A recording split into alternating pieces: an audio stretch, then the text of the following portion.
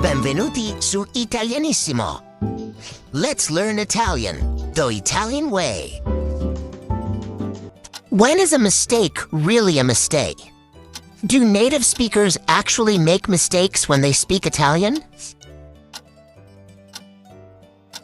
Let's find out together in today's episode of Italianissimo. Ciao a tutti! I'm Italo, your Italianissimo host. And today, we're diving into something truly fascinating. Those little mistakes Italians make every single day when they speak that aren't really mistakes at all. They're what make Italians so alive, fluid, and above all, beautiful. You see, Italian isn't just a language, it's music.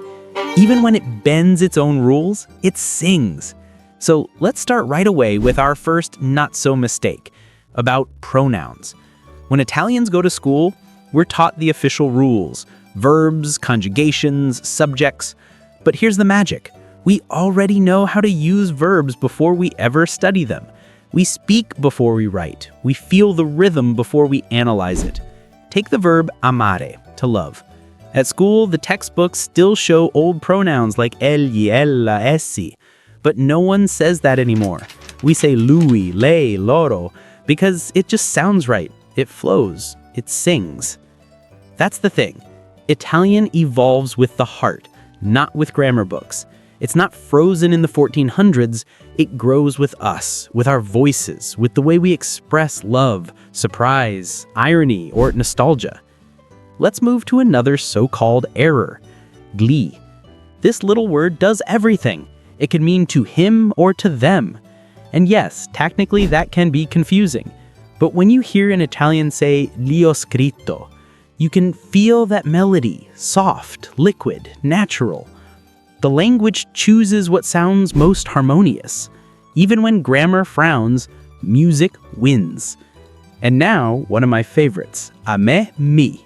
For centuries, teachers have told us this is wrong. But guess what? Italians use it all the time. Why? Because it has rhythm, emotion, repetition, that double echo that makes Italian expressive. A me mi piace il caffè. You can hear the feeling in it, right? It's not about logic, it's about melody. That's why Italian remains one of the most beautiful languages ever created. It dances between sound and meaning. It breaks rules just enough to stay alive. And then there's ma però, another error that Italians love to make. It doubles the contrast. It adds drama. Because sometimes one word isn't enough to hold all the passion we feel. So we say ma però, and suddenly grammar gives way to expression. These aren't errors. They're proof that Italian isn't just spoken, it's performed. Every syllable is a note, every phrase a piece of music. So if you're learning Italian, don't fear these imperfections. Embrace them.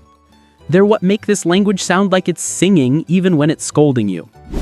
And if you want to discover how Italians really speak, with all our quirks, emotions, and rhythm, make sure to subscribe to Italianissimo and start immersing yourself in the sound of Italian, the world's most beautiful language. E come sempre, amici miei, if you enjoyed this lesson, leave a like, share the video with your friends, and don't forget to subscribe to Italianissimo for more lessons with me, Italo. Grazie for watching. Hit subscribe and keep learning Italian the smart way totally, right here on Italianissimo. A presto, ciao!